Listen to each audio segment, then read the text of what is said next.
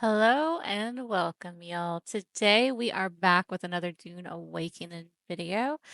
This one we are going to be looking at NPC bases and combat. So we're going to take a little bit of a deep dive into this to see more than what we've seen currently. We're going to watch some actual gameplay. So this is going to be very, very interesting. We'll come back at the end and kind of discuss what we saw. So go ahead, sit back, relax, enjoy the clip that I have coming, and we'll be back with you after. With the world broken apart by the War of Assassins, there are NPC bases scattered all over Arrakis. We're switching to a different character now, one who's slightly more advanced, and he's using his binoculars to mark an NPC outpost. We're going to mark that. That marker will then appear on our compass, and you're able to approach them in any way you like. In this case, our character uses a Shiga claw combined with a suspensor belt to get up to high ground and approach the enemy base from above. Kind of one of the interesting things about Dune Awakening is just how you can combine the different abilities. And this is how traversal really plays into the game. Like, you end up being able to attack these bases from any angle that you'd like. Now, our player is going to craft the first gun in the game, known as a Mauler pistol, which translates to, the basic kind of weapon in the game.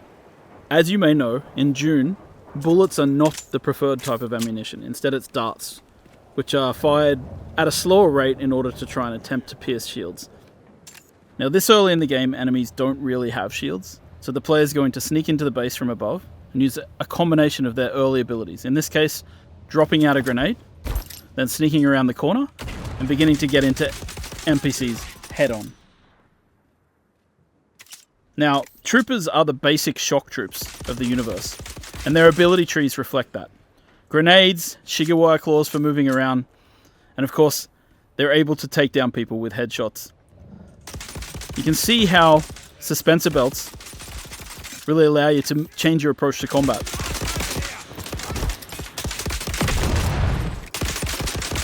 Dune Awakening is at heart a third-person shooter with melee and abilities.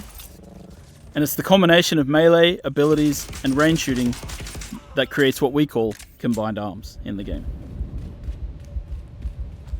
Now, we've taken a fair bit of damage in this battle, so we're going to stop for a second to heal ourselves up with a bandage.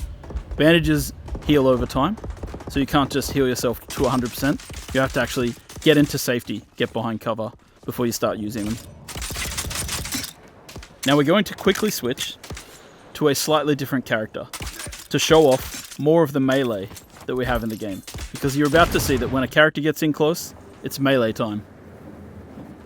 This character has Swordmaster abilities. First of all, the knee charge, which is about getting in close to do damage in combat, and then quickly setting up to a riposte, which allows you to parry and return massive amounts of damage to your enemy. Of course, later in the game, when enemies have shields, melee is a much more emphasized style of combat. And you see that when a player is not really equipped to handle ranged characters, they have to fall back on their abilities to get in close. Now, we've switched again. Now we're going to switch to a set of Mentat abilities. One of these abilities is known as Battlefield Calculation. Using Battlefield Calculation, the Mentat is able to calculate from anybody that they see what they're carrying and what they're wearing. I don't like the sound of that. Now we've dropped out our Hunter Seeker, and we're using our Hunter Seeker ability to take down enemies in the world really quickly. You hear that? Now, obviously, when you're playing with a friend, you want to combine your abilities and work together. In this case, the Mentat's able to point out to their friend where people are in the world and how much ammo and stuff they have. And you'll see that when enemies go down sometimes, they go into a down but not out state. It's up to you whether you execute them or continue to fight.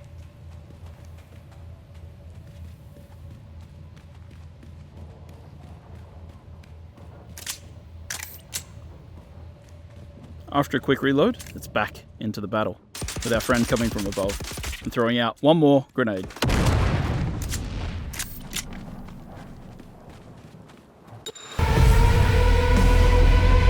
I hope you've enjoyed this brief glimpse at the gameplay of Dune Awakening, and we're really excited to have you join us when the game releases.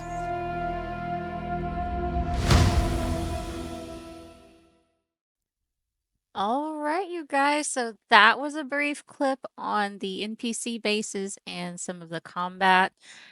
I would absolutely love to hear y'all's thoughts on that. So please feel free to comment below. Let me know what you think of what you saw, what maybe you're looking for in the game, or what you're looking forward to the most. I always love hearing what you guys have to say.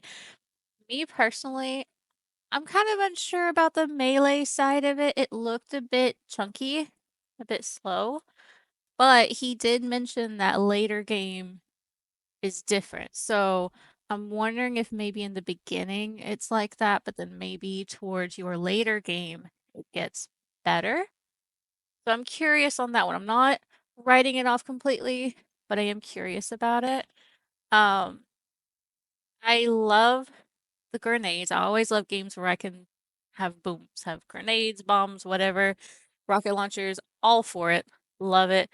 Um, I think the graphics are good for that. I'm not sure.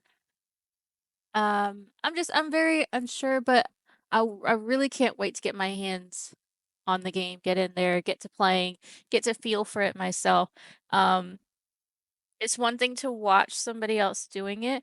It's a whole nother thing to get in there and do it yourself. So I am fully enjoying watching the gameplay like this, but it's just making me more antsy and wanting to get in there myself. So I hope you guys enjoy. We'll be back again with another clip of the gameplay later. So please make sure you like and subscribe for more. Keep an eye out for that. I appreciate you guys. Thank you for all the love and support. You are amazing, and I will catch you on the next one. Bye.